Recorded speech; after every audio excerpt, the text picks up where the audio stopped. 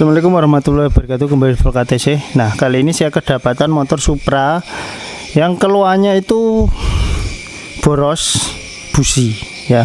Jadi udah kita coba geber, memang dia ngasep hitam, ngasepnya nggak putih ya.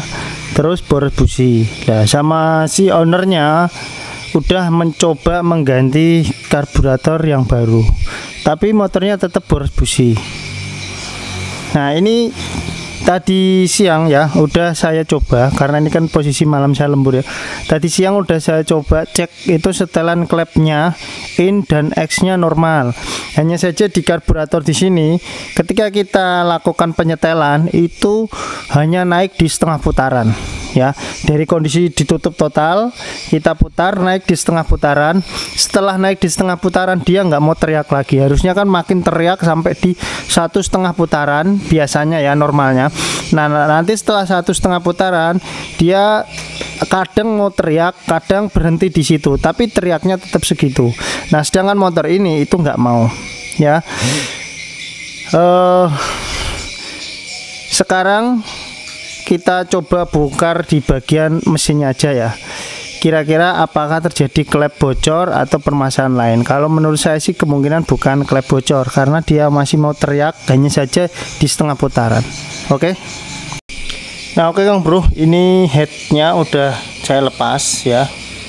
Nah, kalau dilihat dari sini untuk bagian noken asnya itu masih bagus. Nah, sekarang saya akan coba rimbang ya menggunakan bensin. Nah, ini bisa lihat, teman-teman bisa lihat ya.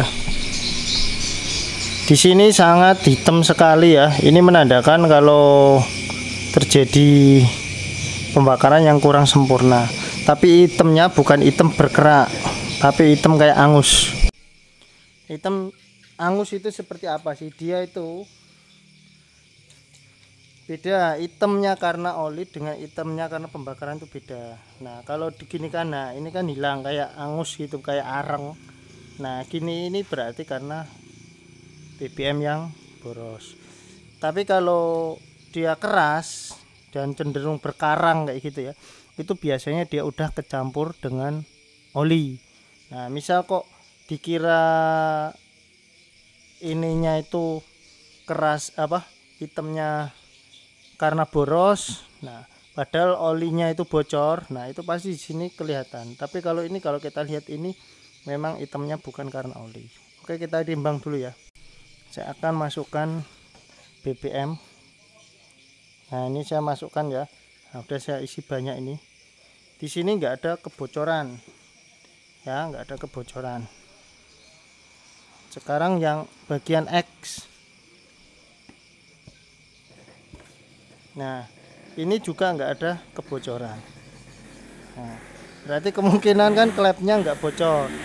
Tapi ya ada tapinya, bisa menutup kemungkinan kadang itu klepnya itu oblak ya, bosnya kalah atau apa, itu juga bisa menyebabkan BBM itu boros. Nah, jadi ketika mesin berhenti kayak gini memang rapet, tapi ketika dia bergerak nutupnya itu nggak bisa maksimal, itu juga bisa menyebabkan boros. Terus ada lagi, apakah ring itu berpengaruh juga, ring piston itu berpengaruh terhadap boros atau enggak? Bisa berpengaruh Bang Bro ya.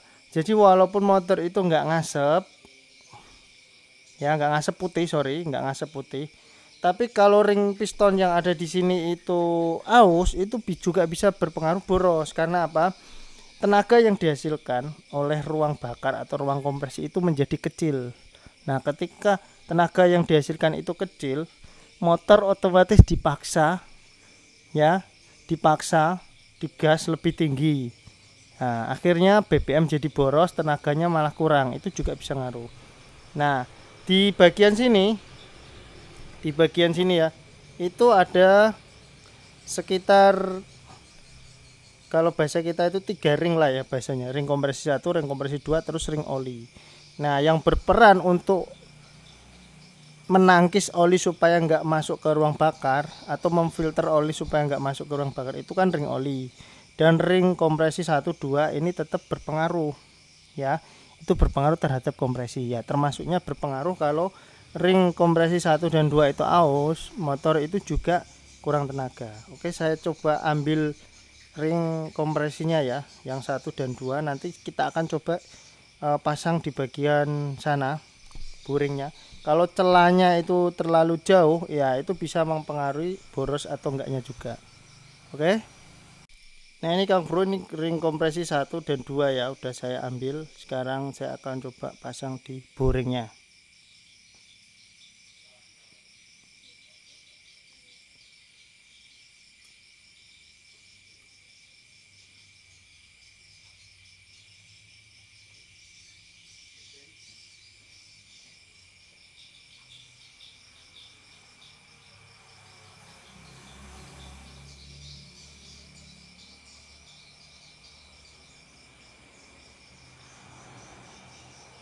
Nah ini celahnya segini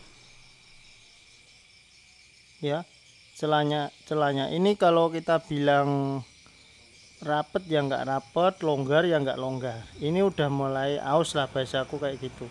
Coba yang satunya ya.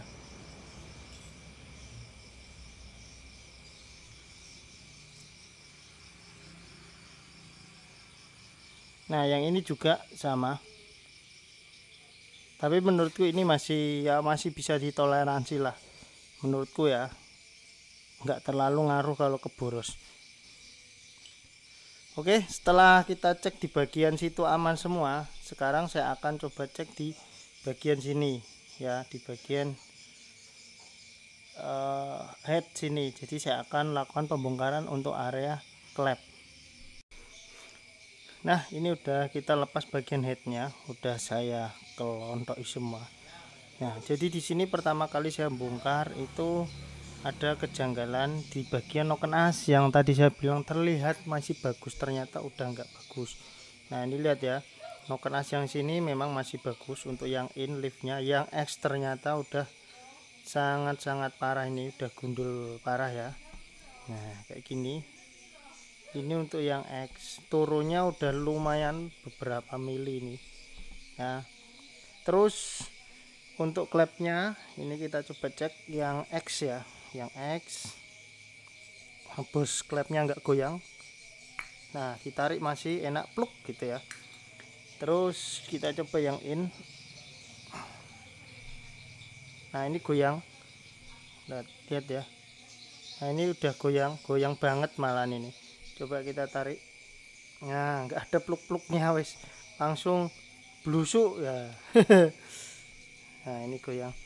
Nah ini nanti kita bisa cek yang rusak itu batang klepnya atau bos klepnya, karena yang X ini tadi kan masih bunyi pluk gitu ya. Nah enak, kemungkinan besar klepnya ini masih bagus ya kan. Coba kita balik, yang in kita taruh di X ini. Nah klep yang X ini kita taruh di klep in kita taruh di X, dia masih rapet juga, masih bunyi pluk gitu. Jadi kemungkinan besar ini bos klepnya. Coba kita klep X yang masih normal kita taruh di in. Nah memang kocak banget. Nah plung gitu, nggak ada nyangkutnya. Jadi udah ketahuan di sini ada dua permasalahan, yaitu masalah yang pertama itu di bagian noken as ya. Untuk yang X nya itu aus. Terus yang kedua itu bagian bos klep yang in nya, untuk klepnya masih bagus tadi ya, kita coba. Jadi ini harus diganti bos klep, nanti kita sekir. Terus sama noken as plus ininya juga aus tadi saya cek juga. Nah untuk yang X ini ya kan udah aus Daimlernya. Nah jadi persoalannya di situ, permasalahannya. Nah kalau kita ngomongin secara logikanya gimana mas, cara kerjanya kok bisa mempengaruhi boros dan iritnya. Nah jadi untuk yang klep ya, yang klep seperti yang saya bilang tadi sebelum saya bongkar itu, kalau klepnya ini goyang, jadi nutupnya dia itu nggak bisa merapet ketika mesin hidup, karena dia goyang kesana kemari ya. Ini parah sekali goyangnya. Kalau buka sedikit kayak gini malah lebih parah dia goyangnya. Nah, ini jadi BBM itu ngobos ya, jadi terlihat nutup pada saat langkah kompresi gitu ya, terlihat nutup tapi ngobos. Jadi BBM yang dari manifold dia tetap nerobos masuk. Nah itu yang pertama. Terus yang kedua itu cara kerja noken as. Ini kan yang X yang aus ya. Kenapa bisa berpengaruh terhadap BBM? Jadi gini, ini kan sistem kerjanya noken as ini kan di posisinya seperti ini. Nah jadi kita harus paham 4 langkah dasar motor 4 tak, yaitu hisap, kompresi, ya kan, terus tenaga, terus buang, kan kayak gitu ya. Jadi langkah pertama kan hisap, itu melalui klep in, di in keluar set gitu ya. Nah setelah hisap, piston kan turun menghisap. Nah terus piston naik kembali, ini nutup des kan gitu ya. Terus terjadi langkah kompresi, terus jadi pembakaran, langkah kerja jes, piston bergerak. Nah piston naik lagi, itu klep X ini buka, ya kan. Ketika klep X buka, BBM itu ya terbuang just melalui klep X, ya kan. Cuman permasalahan di sini kan noken as pada klep X ini kan terjadi penurunan lift atau keausan ya. Nah ketika klep X ini terjadi keausan, otomatis bukaan klep X itu menjadi sedikit gitu ya. Jadi yang tadinya itu harusnya ketika langkah buang ya, pas buka gini, misal buka piston naik, ini bukanya segini. Nah dia bukanya cuman sedikit gini. Nah kurang lebih kayak gitu.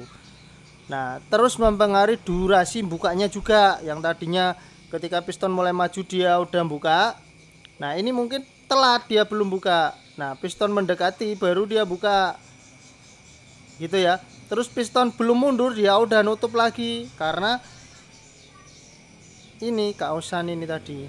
Nah, jadi otomatis BBM di dalam ruang bakar sini ya, dia turun naik gitu.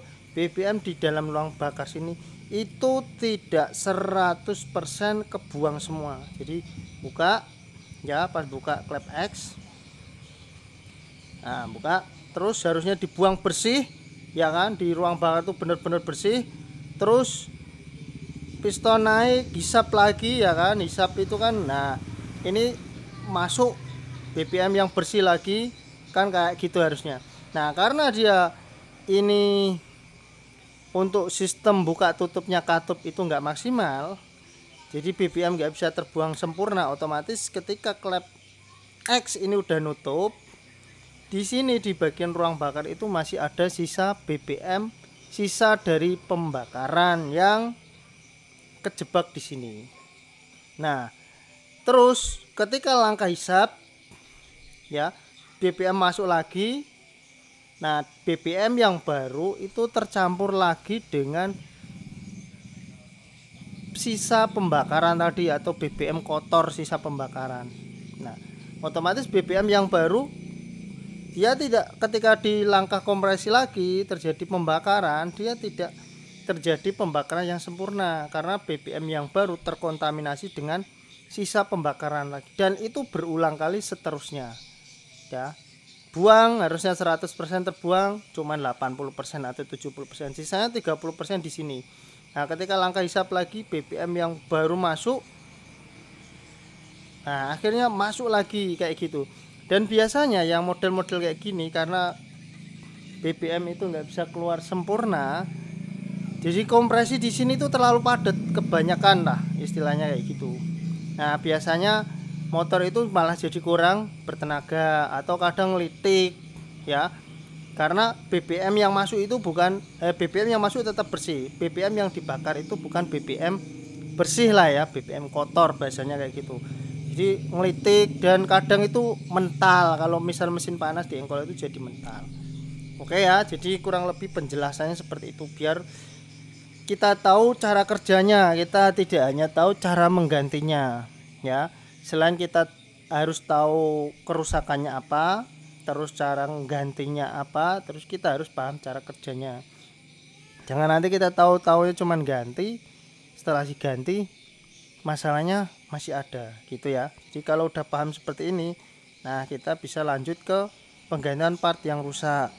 Ya, jadi tadi ada 3 poin ya yang rusak, yaitu bos klep, terus temlar sama noken as. Itu yang wajib kita ganti. Nah, untuk bagian sini sekir klep, nah itu kan nggak harus diganti klepnya, tapi untuk seal klep tetap diganti juga. Jadi 4 bagian yang diganti. Ya sebenarnya banyak bagian yang harus diganti. Contohnya misal ya tadi terus yang saya sebutkan ya, termasuk packing nantinya dan oli dan lain-lain. Oke, gitu aja ya. Nah oke Kang Bro, ini udah saya ganti bos klep. Nah yang in, ini yang in udah saya ganti bos klepnya. Ini bos klep yang lama ya kan. Nah ini kita ganti. Nah enak pluk gitu ya, walaupun pakai klep lama tapi pluk. Pemasangan bos klep yang bagus tuh gini, salah satu contohnya itu gini. Ini kan belum saya sekir. Nah tadi sebelumnya ini kan nggak bocor ya, yang in maupun yang X, walaupun tadi bos klepnya kocak ya, intinya tadi nggak bocor ya. Nah yang bagus ketika masang bos klep yang bener ya, nah kalau sebelumnya nggak bocor, kita rimbang lagi gini juga harusnya nggak bocor. Nggak bocor toh, nggak bocor. Nah berarti pemasangan bos klepnya itu lurus. Yang nggak tahu cara masangnya bisa lihat di video-video saya yang sudah pernah saya upload. Cari aja cara pasang bos klep KTC. Ada beberapa tipe versi ya. Tapi kalau ini saya makainya itu pakai pin piston, Dimo pin pistonnya. Ya pakai pin piston kayak gini. Yang ngeluarinnya bebas pakai baut 12 boleh. Kalau saya pakai kunci T yang ini yang kecil kayak gini. Tak keluarin terus masukin bos klep yang baru gini, tapi ya masukinnya itu jangan asal dimasukin. Nah biasanya kalau di video-video saya akan dimasukin gitu. Nah untuk mengantisipasi terjadinya miring itu, klep ini yang lama ini kita pasang, terus ini kan kita pasang di sini tanpa bos klep ya kan. Nah terus kita kayak kita kalau ngelepas per klep lah, klepnya itu kita ganjel pakai ini supaya dia nggak gerak, nggak turun ya si klepnya ya kan. Nah kalau udah kita ganjel, kita pakai tutup klep atau pakai, intinya kita ganjel lah klepnya ya. Misal pakai tutup klep kayak gini juga bisa, tutup setelan klep. Nah kita ganjel kayak gini. Nah kalau udah diganjel kan klep ini nggak gerak, baru dimasukkan bos klepnya. Nah, biar lurus dengan batang klepnya. Terus karena saya kan pakai pen piston kayak gini, jadi bisa masuk gitu. Walaupun sedalam apapun, karena pen piston ini kan berlubang, jadi tetap bisa. Oke ya, kayak gitu trik saya. Jadi nggak saya videoin karena durasi ya. Nah ini untuk noken asnya yang baru nanti saya akan pasang. Nah karena saya cek yang lama ini juga kan nggak ada dekompresinya, dan ADC nya ini juga masih aktif, masih normal, jadi saya pasang ini nanti biar engkolannya lebih enteng lah ya. Ini yang punya juga mbah-mbah ini mau dikasih yang non ADC ya, lumayan sih sengsara nih kakinya. Oke gitu aja, nanti kita akan rakit kembali, kita lihat hasilnya. Setelah perakitan nanti kita nyalakan dan lihat hasil businya. Kalau sebelumnya ini kan businya sangat-sangat hitam, nanti lihatlah setelah dipasang. Oke. Nah oke Kang Bro, ini udah saya rakit semuanya ya. Jadi ya, kita akan coba nyalakan. Ini untuk setelan klep ya, saya setel standar aja 0,05. Sebelumnya mesinnya agak kasar juga. Terus ini untuk setelan anginnya ya, di karburator masih sebelumnya, belum saya oprek-oprek lagi. Ini masih yang tadi. Nanti kita coba hidupkan. Terus kita coba setel anginnya.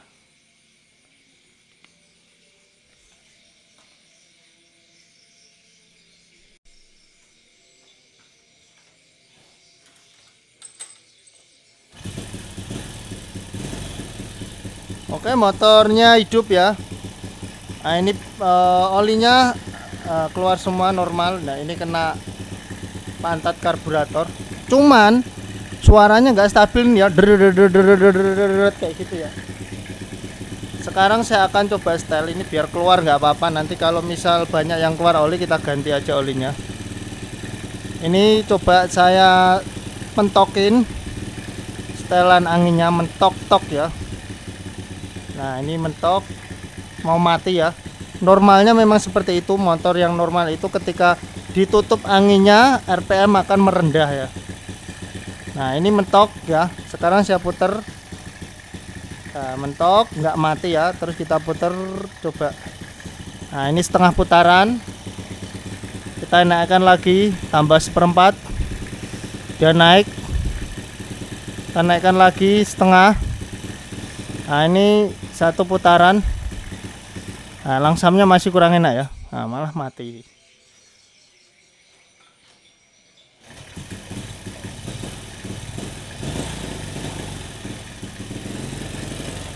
Ini coba saya matikan dulu Kang Bro. Ini kita kembalikan ke satu putaran ya. Nah kayaknya nggak enak ini. Kelihatan dari naiknya RPM-nya naik, cuman naiknya itu nggak stabil. Saya coba buka businya. Barangkali tadi kan saya masang klep dan lain-lain, businya belum saya setel ulang. Oke, seperti dugaan saya, businya mepet. Karena langsamnya itu nggak normal, tadi nggak stabil. Naik, teman, naiknya itu nggak stabil. Oke, ini sudah saya setel.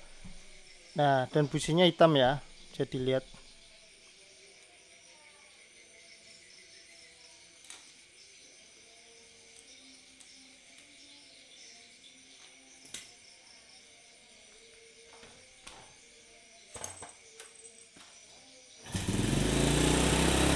Oke, RPM langsung teriak ya Kang Bro. Padahal itu tadi cuman di busi. Sekarang coba saya tutup ulang ya. Tutup ulang. Olinya muncratnya ngeri olinya.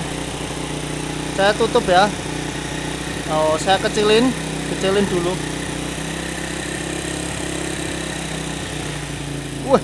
Olinya melimpah ini. Lancar sekali ya. Ini posisi gas nutup total nih Kang Bro. Gasnya tuh berarti setelan anginnya kencang sekali nih.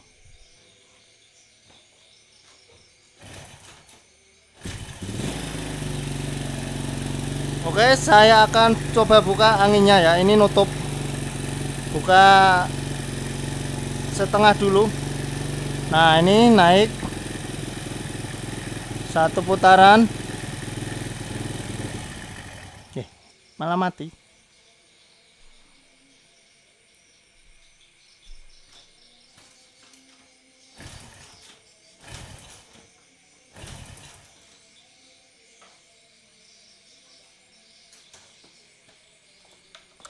Matane bensin entek Kang Bro. Pantesan gembor.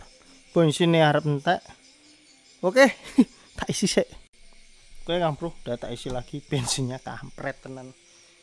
Biasaan wong kene nek dandan bensinnya mesti dikuras. Oke, saya tutup dulu ya angin-anginnya.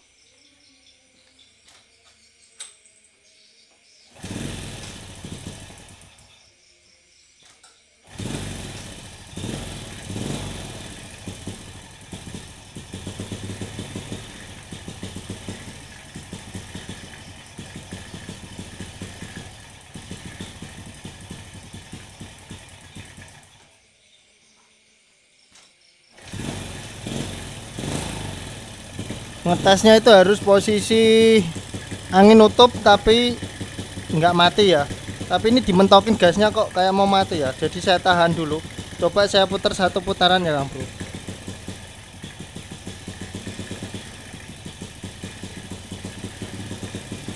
Oke, ini setengah putaran.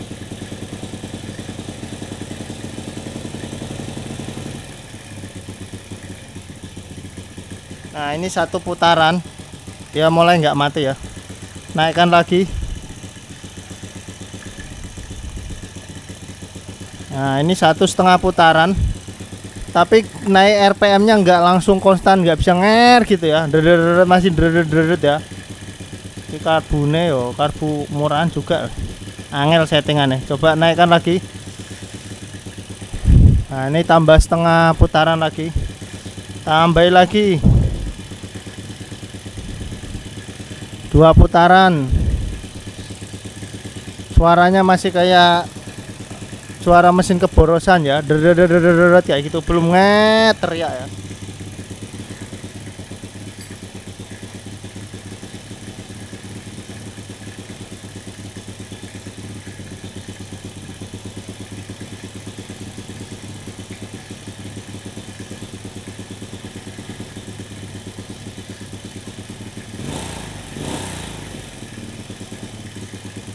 Ini di 3 putaran tetap nggak teriak Kang Bro.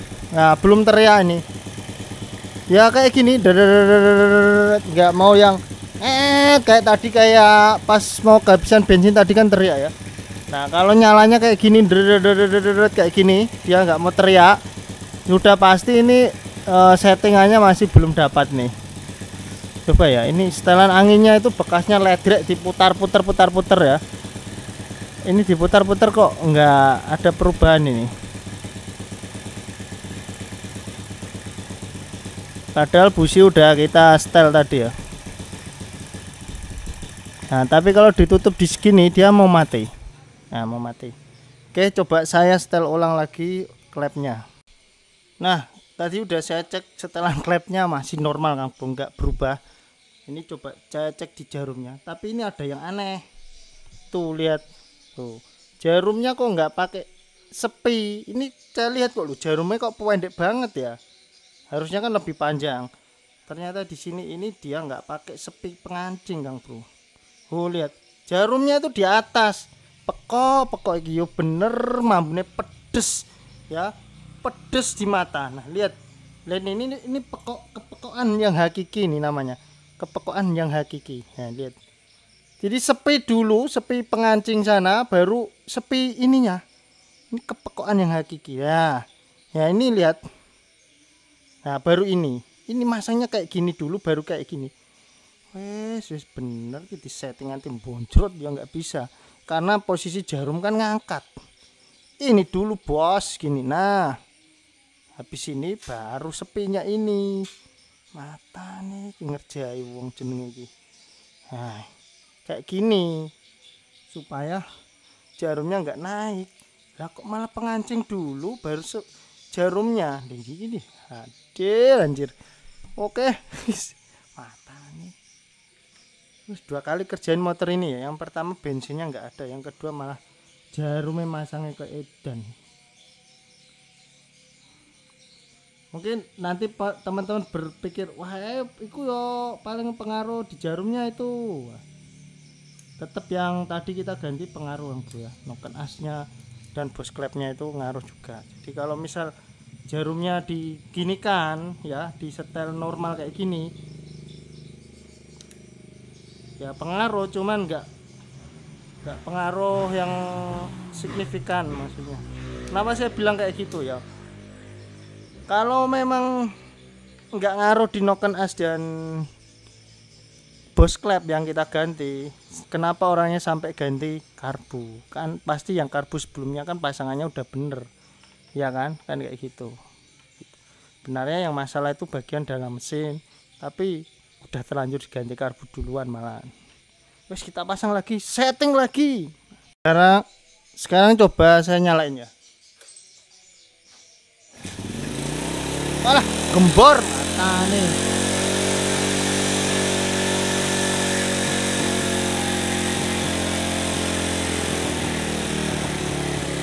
Nah tadi nggak mau teriak toh, kampret sampai gasnya pol, langsamnya tetap nggak mau langsam, ternyata jarumnya.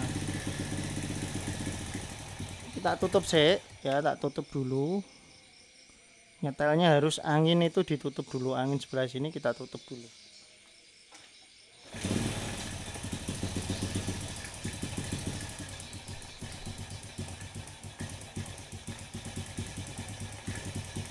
Pokoknya jangan sampai mati ya mesin.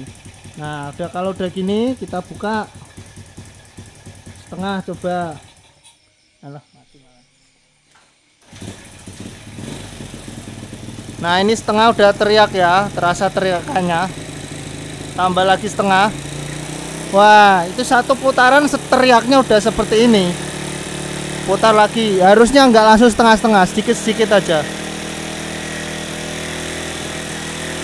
Nah ini 1,5 putaran. Coba putar lagi ya. Tambah 1/4 masih teriak ya. Tambah lagi setengah, enggak ngaruh. Jadi di sini 1/4 ini aja. Oke, saya kurangin. Oke, kita tinggal ambil langsamnya.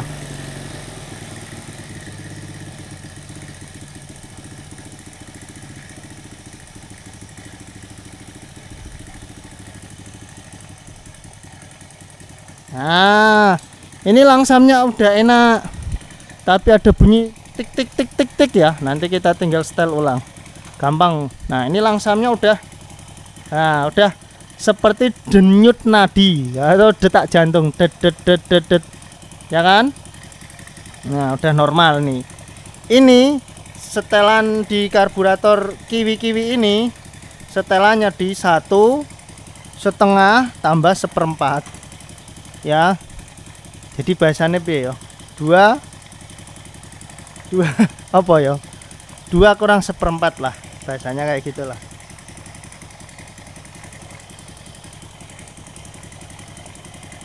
Nah ini langsam terus dia, nggak ada matinya, nggak ada ndut-ndutnya, nggak ada, seperti detak jantung, enak langsamnya. Oke ya, sip. Nah ini kemungkinan besar udah pasti normal. Karena apa? Motor yang normal itu bisa dilihat dari langsamnya. Kalau didengar langsamnya itu sudah naik turun ataupun kadang langsam terus mati kayak gitu, itu kemungkinan entah karbunya yang rusak, entah kompresnya yang bocor ya, klepnya yang bocor. Kalau udah seirama kayak gini, langsam normal kayak gini, kemungkinan besar pembakaran normal, mesin normal. Oke ya, gitu aja. Apa perlu saya bukakan businya? Tapi kalau sekian detik ini kayaknya kalau kita buka busi itu belum begitu terlihat lah. Cobalah tak lihatin lah biar, karena biasanya dipakai jarak 10 kilo atau pokoknya ngabisin bensin seliteran. Nah itu baru bisa terlihat pengapian yang pas. Kalau cuman sebentar itu ya paling ya agak kering gitu aja, kelihatannya nggak terlalu basah. Nah ya kan, kelihatan ujung businya udah ada putihnya dikit ya kan, tapi kering ya, belum terlihat karena ini busi yang lama kan udah hitam ya, belum saya lap. Nah tapi di ujung daripada elektroda busi, nah itu udah terlihat putih, ada di dua sisi sini sama sini ya, terlihat ya. Nah itu menandakan kalau pengapiannya di busi ini kemungkinan besar dia bercabang gini ya, muter tapi bercabang gini. Itu kemungkinan besar karena putihnya itu di 2 titik. Nah nanti kalau udah dipakai lama kelamaan dari ujung sini dia merata. Wes gitu aja ya, ini settingan terpas menurut saya di 1,5 tambah 1/4. Wes gitu aja lah. Normalnya sih kalau Supra itu normal, kalau ya mesin normal, mesin standar, karburator normal, ori itu 1,5 itu udah pas, paling pas. Tapi ini nambah 1/4 lagi. Kalau pengen irit lagi, tambahin lagi. Tapi ini nanti bisa dicoba jalan beberapa kilo. Kalau businya dirasa terlalu putih, nah bisa dikurangi 1/4. Ya, cari merah batanya itu bisa dikurangi lagi 1/4, dibikin 1,5 aja. Gitu aja dulu, semoga videonya bermanfaat.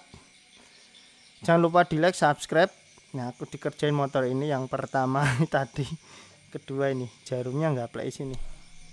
Yes. Wassalamualaikum. Tak sepilin hasilnya setelah saya setel klep. Engkolannya enteng ya, kalem. Nah hidupnya, nah, langsamnya jos, duk enak ya.